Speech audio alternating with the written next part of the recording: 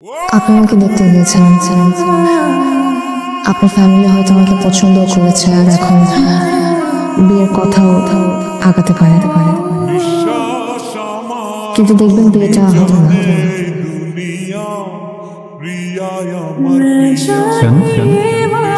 কারণ আমার ফ্যামিলি পাত্রপক্ষ থেকে একটা বিষয় সবসময় গোপন করে আসছে।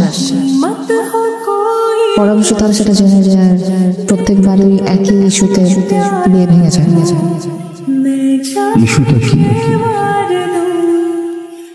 আমি যখন ক্লাস 10-এ পড়ি,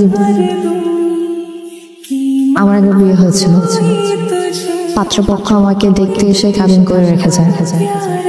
পরামর্শ জানা যায় যে ছেলেটা ভালো ছিল না, আর এই জন্য বিয়েটাও আর আগায়নি। কিন্তু এরপর যতবারই বিয়ের কথা হয়েছে, আমার পরিবার প্রত্যেকবারই ব্যাপারটা লুকিয়েছে, কিন্তু লুকিয়ে কোনো লাভ হয়নি, কারণ আমরা সবাই জানিয়ে দিয়েছে। গ্রামে আমার সম্বন্ধ কোনোভাবে দেওয়া যাচ্ছিল না, আর এই জন্য আমার ফ্যামিলি বাধ্য হয়ে আমাকে ঢাকায় বোনের বাসায় নিয়ে এসছে, যাতে আমার বিয়েটা দেওয়া যায়।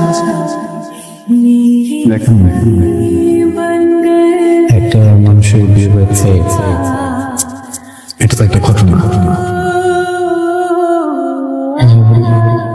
ছাড়াছাড়ি হয়েছে, এটা তো দুর্ঘটনা। পুরো বিষয়টা তো কিন্তু দোষের কিছু নেই। এত বড় করে কেন হয়েছে? আপনার জন্য ব্যাপারটা খুব স্বাভাবিক হতে পারে, কিন্তু এটা আমার জীবনের বড় একটা দোষ। তোমার বোনের দায়িত্ব আমি নিতে পারবো না। কেন, কি হয়েছে? কিছু মানে ছেলে পক্ষ জানিয়ে গেছে যে তার আগে বিয়ে হয়েছিল।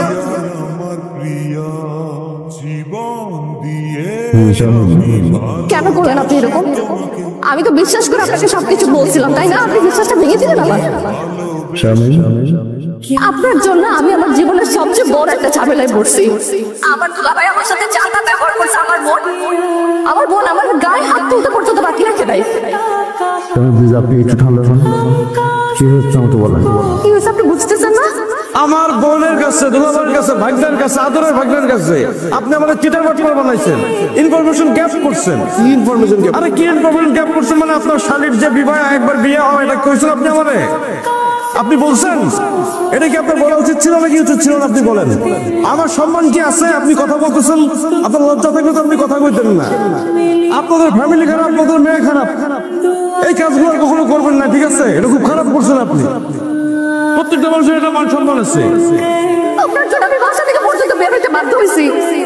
তোমার বোন নিজের ছেলে রেখে বলছে তার বিয়ে হয়েছিল, তো সে যখন নিজের দায়িত্ব নিবে তাহলে আমাদের উপর দায়িত্ব পালাইছে কেন? আমি আর তোমার বোনের দায়িত্ব নিতে পারবো না। আমি এখন শ্বশুর শাশুড়িকে ফোন, তোমার আব্বা আম্মাকে ফোন দিব, দিয়া বলবো যে তার মেয়ে তারা নিয়ে যাক।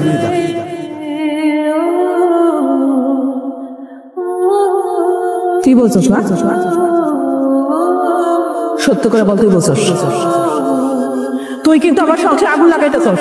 আমি কিন্তু সব সহ্য করবো না। তোমরা এরকম কেন শুরু করছো আমার সাথে? আমাকে কি মানুষ মনে হয় না?